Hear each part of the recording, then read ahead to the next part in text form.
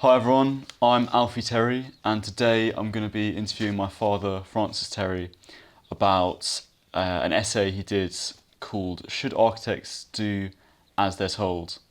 So I suppose in this essay what you're really talking about is how much responsibility does an architect have to impress his vision upon the building, or how much should it be what the client or the community wants to do. And I think you say that the role of an architect changes quite a lot. It's changed quite a lot over history, and it's almost respected less nowadays. Like people want more control over what their houses, in a way that back in the day you'd just say, "Oh, the architect is in charge and will do whatever he wants." Yeah, I mean, it does have an interesting history. Yeah.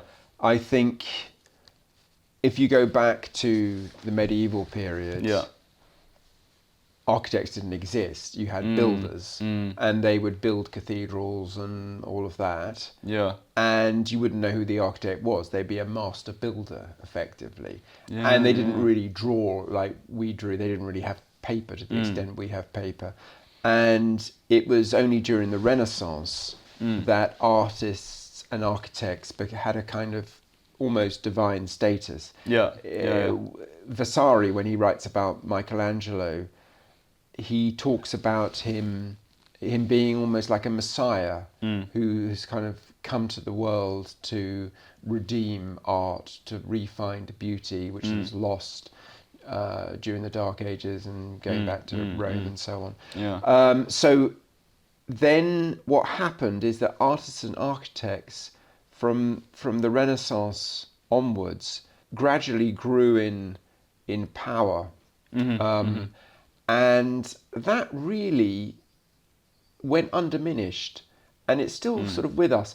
And what I Yeah, find quite yeah, interesting yeah. is someone like Picasso, although he rejects the whole of the Western tradition of painting, he held on to, in it for his own selfish reasons, this idea that the artists are kind of geniuses, Yeah, and yeah, that you may not understand what they're doing, but they are to be revered. And I suppose that I wrote that essay because I definitely see architects who feel that they should push their view onto clients. And so this is still with us. This is still a thing. That they've studied architecture for 5 years, Yeah.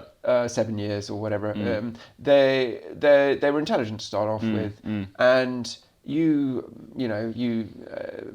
just normal layman, you don't know Yeah. anything. Yeah. I'll tell you what you need, and you just do it. Yeah. And Yeah, there yeah. are definitely architects around who sure, yeah. just think that architects they think that clients are just a sort of fly in the ointment, a Yeah, kind of yeah. frustrating person in the way of Yeah. their vision of their own artistic vision. And there are architects who kind of see their career like an artist, that I started doing this, and then I'll do this, and then I'll do that. And the clients are just the vehicle for them doing it. Yeah, yeah. And that's really not my attitude. What I want to do is I want to give the client what they want. Yeah, And yeah. I think that a client, I respect my clients. They wouldn't come to me unless they wanted a traditional building. So, Yeah. If someone wants something overtly modern, Yeah. they come to the wrong place, Yeah. and I'll tell them, Yeah. I can't do it. Has that ever happened? Funnily enough, it did once.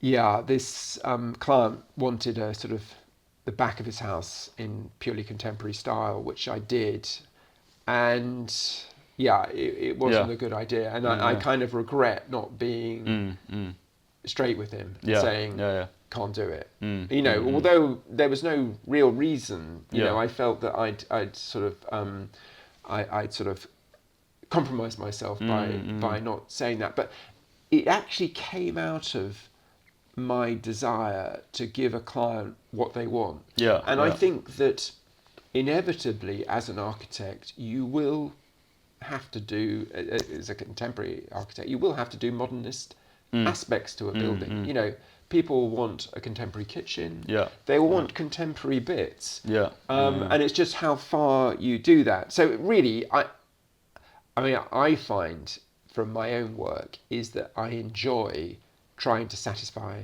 a client. You know, I've done many houses over the years, and what I enjoy is sitting down with a client with a pad of paper, and working out what they want.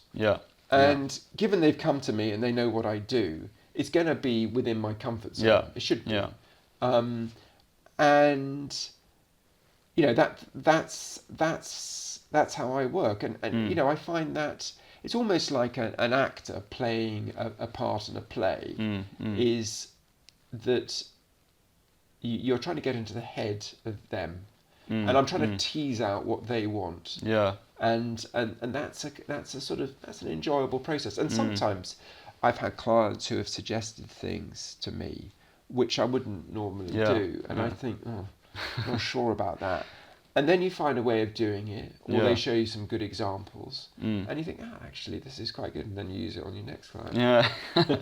That's a really interesting idea, that you're kind of teasing out what they already want. Because I guess in a sense, if you have your attitude, someone might say, well, why have an architect at all? Why don't people just do the plans themselves? But I guess the trouble is, people don't always know what they want, and that's where you come in. Completely.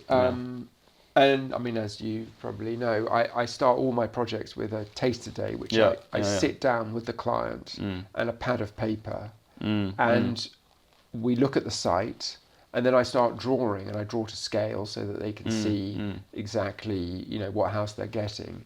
And I view it, and usually it's a couple, and they may well disagree, but they have to sit there in front of me and work out the compromise between them. And it's quite quick. You can do it in a day because they actually have to make a decision. And you can defer making decisions for as long as you like, but if you're actually there with the architect, you make a decision. I mean, it is interesting what you say about why can't they just do it by themselves. Yeah, I mean, I suppose as an architect, I'm thinking, because I can do it, I can imagine things in my head, I sort of think, oh yeah, what do we do, you know? But I you know, in a subject I don't know, for example, law, I go to lawyers. You know, I mean, in a way, what you could apply the same argument. Why can't you just read the contract and understand it? You know? But I guess it's worth the money for me to get a lawyer to look at something. Because they've had years and years and years of thinking about it, having sleepless nights about it. You know, and that's what you get from an architect. That they've done it before. No, that's a really good point. And do you think, I mean, I can see obviously in a more classical, you know, the style that you come from, I think it's quite important to kind of understand what the client wants and stuff. But in modernism, is it the same? Would a modernist architect sit down with the couple and talk it through? To be honest, I don't know anyone who does this, but I don't see why not. I mean, it does rely on an ability to draw. And I think I'm obviously quite lucky because I come from a kind of pre-screen age. I mean, honestly, in my undergraduate years, I don't think I looked at a screen, not a television screen. You know, I think I know I wrote my essays by hand. So, you know, I obviously growing up, I just drew obsessively. There wasn't much else to do, and I think.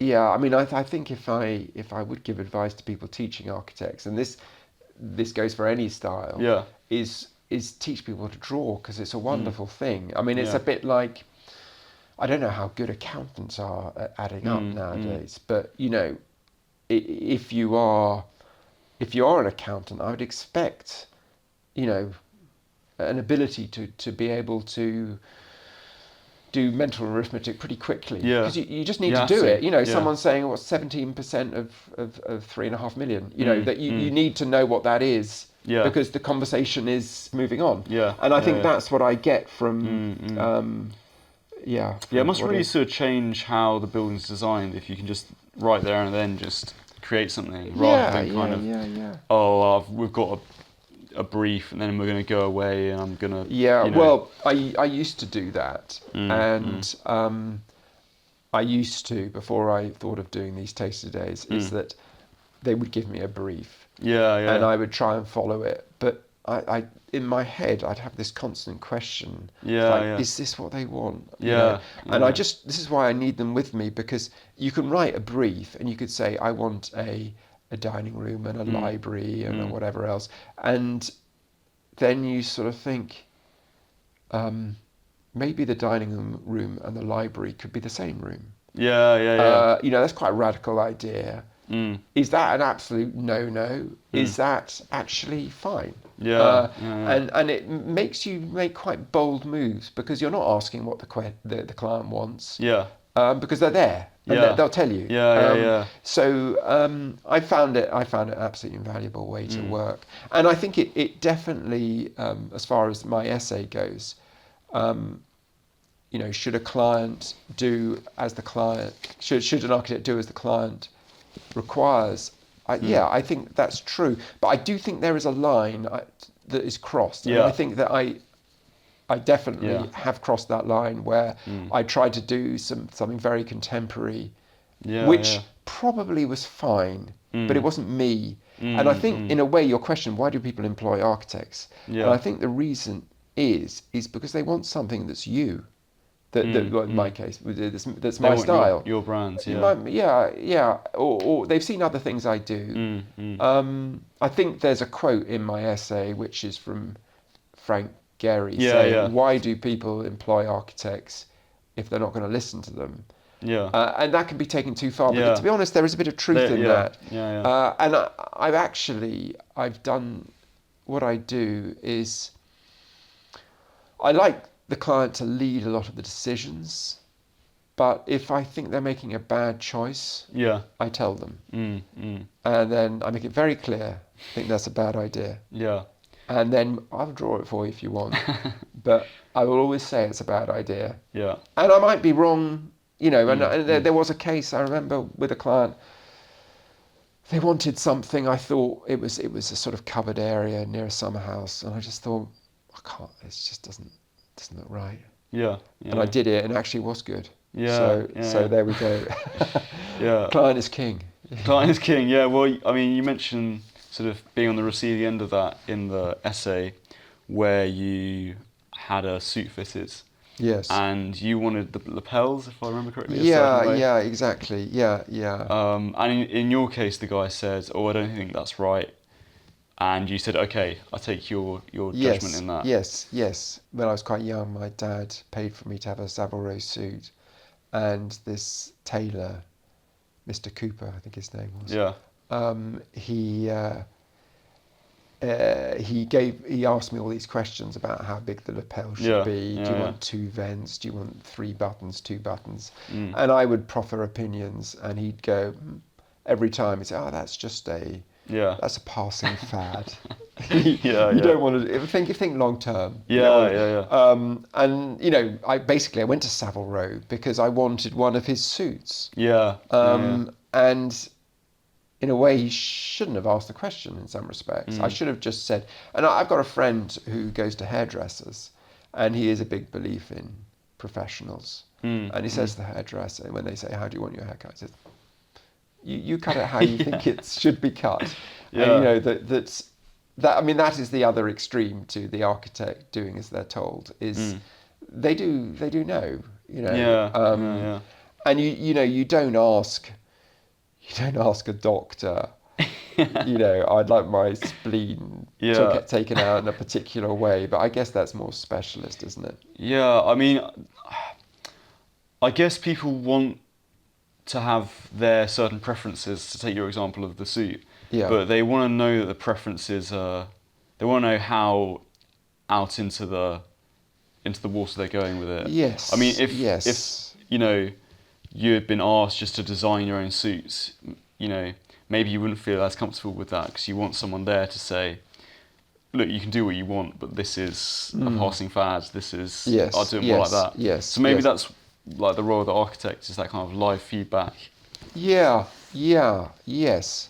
That's right. And you could say this isn't strictly Yeah. what I do, but I'm comfortable with it. Yeah, yeah, yeah. Or you might say I wouldn't do this. Yeah, yeah, yeah. Done. Yeah, it was funny actually. There was a building I once did, and the client was just wanting the most crazy things, Yeah. kind of mixing modern and traditional in a completely unsympathetic way. Yeah, yeah, yeah. And I was at the stage, this is when I just set up my practice, and I just needed all the jobs I could get. Yeah. And I just thought, well, it's his money. And Yeah. I was taking this idea of, that you must follow the client to the end of the earth and just don't. I was very much in that mindset. I was thinking, I was reacting against the hero architect. So, it was my vision, blah, blah, blah. Yeah, So yeah. all these crazy things. I can remember the client, who was quite shrewd, Yeah. sort of looked at me one day and said, "You're very hard to read." Really? Yeah. And I felt Yeah. good about that. Yeah, yeah. But I was hard to read for a reason. Why did that Because make he you didn't feel want to good? know what's in my head. I was just Yeah. thinking, this is bonkers, Yeah. So at that time, you didn't say to him like, "Oh, I'm not sure about this." You No, just- I was too young. I was too desperate for the job, I Yeah, guess. yeah, And yeah. that's wrong. I think you do always need to say what you're doing is crazy. Yeah. Well, I think it's quite a balanced approach. It's quite clever to say, "I'll do it," but I think but here's Yeah. my honest opinion. Yes, I'll yes. do a good job of it anyway. Yeah, but, I'll make, exactly. Yeah. Be as bold as I can. Yeah. Yeah. So why do you think it is that people do want to muck in on the design of their house more? More than they have. Well, Yeah. I think there's a variety of reasons. I do think there is perhaps a justified cynicism about professionals, particularly, well, I think people have looked at, things like, in the 70s we were all told to eat margarine, and now people are going, what on earth are you doing eating margarine? It's made out of petrol, there is a cynicism Yeah. about professionals, and I think that also, when people go to the doctor now, they Google what they've got, Yeah, yeah. and they say to the doctor, "I think it's this, this, this." Yeah, yeah. I think that we're no longer putty in the hands of professionals, Yeah, which yeah, I yeah. see as quite a good thing, and maybe COVID had something to do with it. I don't know. We're a more cynical bunch, maybe more intelligent. We've eaten from the tree of knowledge.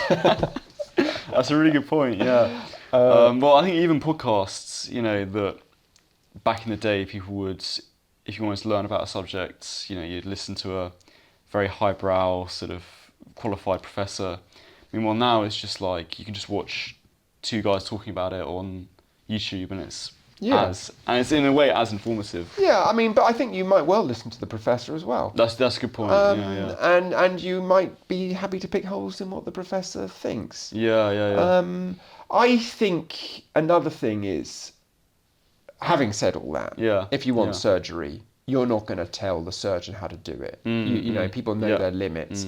And I think there are things that the layman, laywoman doesn't understand. Yeah, that's And true. we accept that. Digging tunnels, Yeah. or whatever it is. And we're quite happy just to go, you deal with that. But I actually think, and then architects being the sort of slimy characters they are, decided they'd take a bit of that hidden knowledge. But actually, architecture is an art form which everyone can do, everyone understands. Yeah. I think that, people to a certain extent can design their own house. Yeah. Certainly how to live in it. Yeah. They'll know that they like to have a little comfy place to sit in a bay window near, just off their kitchen. That is a design decision that's very sophisticated. I think we're all architects. I think that people, we're always in architectural spaces, be they inside, outside. We're constantly absorbing them, not just Our whole architects. life, basically. Yeah, and I think in a way architects are, as a general rule, are almost at a disadvantage because they're over self-conscious about it. That we're subconsciously getting all this stuff. So I don't think it's a bad thing to try and do what clients say, because they are architects in their own way. Yeah. That's a really interesting point. I guess it's easy for architects to think, I'm the one who knows about buildings. Yeah, but absolutely, in a very patronising way. It can be very patronising. But yeah, you're right. We all. It sounds so stupid to say, but we all live in houses and experience them on a day-to-day basis. And you mention Lutyens in the essay. You say he sort of refused to build a staircase. Yeah, no, it's a famous story about how he was on site with a client. Yeah. No, it was before that. They were drawing out the plans for the house, and he said, "Oh, I think we'll have a black marble staircase going up here, and then we'll have a door." And the client said, "Row back a bit." Yeah. He said, "What was that?" He said, "We'll have a door." He said, "No, the bit before that, the black marble staircase." Yeah, he said, I'm not comfortable with the black marble staircase." Yeah. And Lutyens just said, "That's a pity." And then left it at that. Yeah. The client assumed he would change it, and the client said, "I want an oak staircase."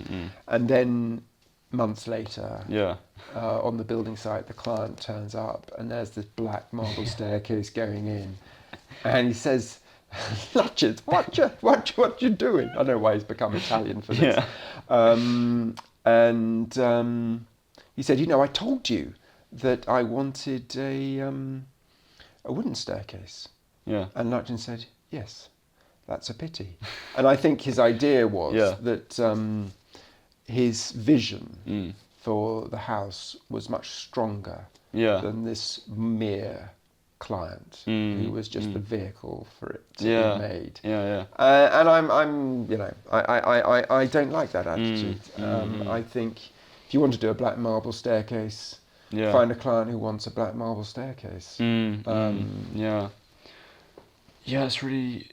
Do you ever feel that sort of pull to just run off with some idea that you have for a house? I mean, every now and again, I'm disappointed that clients don't want a black marble staircase. don't want a black marble staircase. But on the other hand, I'm relieved that they say their preference.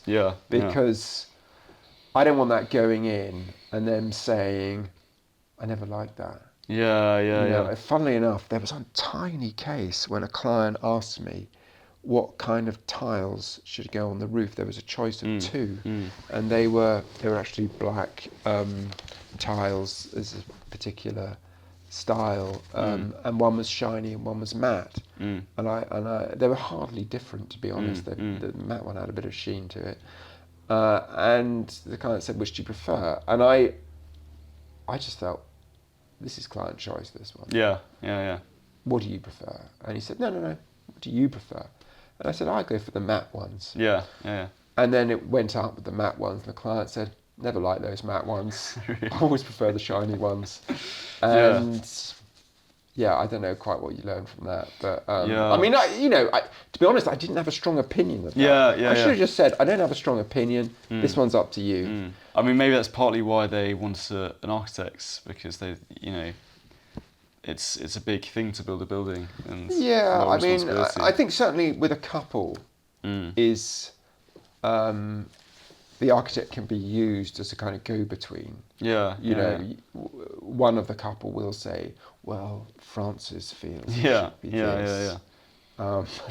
And it's a dangerous game, and you have to be very, very careful. Especially with couples. And I think you slightly just need to be absolutely honest. Which you prefer each time. Sometimes it will be the husband, sometimes it will be the wife, and you just have to You have to be honest. It must be 'Cause difficult to do. well, you do get these very slimy, usually interior decorators, Yeah. who wait for the client to speak and then they agree with them, Mm, and mm, that's you get found out pretty quick, yeah. like Yeah, that. yeah, yeah. And you do need to have your voice, Mm, mm. and it can be ignored, as we said. You know, you just sometimes it's good to be ignored. You don't know everything. You're not God. You Yeah, know. yeah, yeah, yeah. So do you, in retrospect, wish you just said, just refused to make a decision? I mean, that would What be with the quite tiles? with the tiles. I mean, that would be quite bold in and of itself, maybe. I think on that case, Mm. I said what I thought was better. Yeah, yeah, Another way of looking at it would be you're obviously insecure about this decision. You get a sample yeah. of 2 meters squared, put it Mm. on the roof, have a look, Mm. then buy your tiles. Yeah, yeah. You know, that would be another way of approaching it. Mm.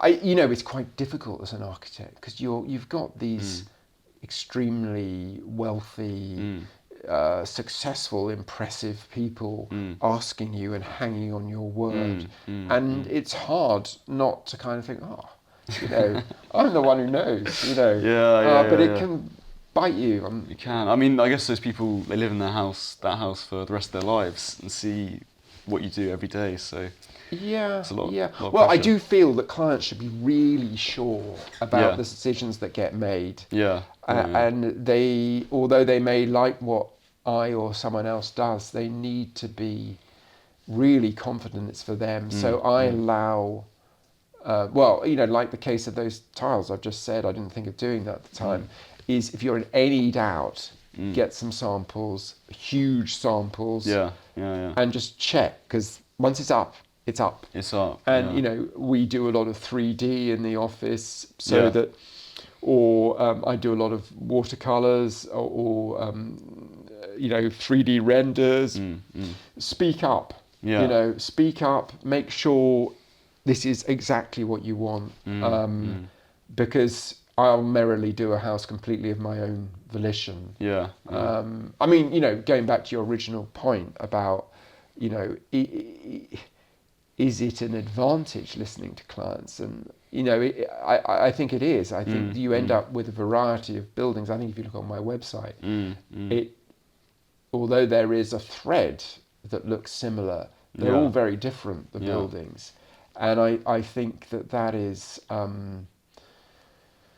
I think that is a real advantage to making an interesting and varied portfolio. Brilliant. Well, if you've enjoyed this talk, you can read the whole essay on our website, and we'll be doing a few more of these, so look out for that. And Dad, thanks very much. Pleasure.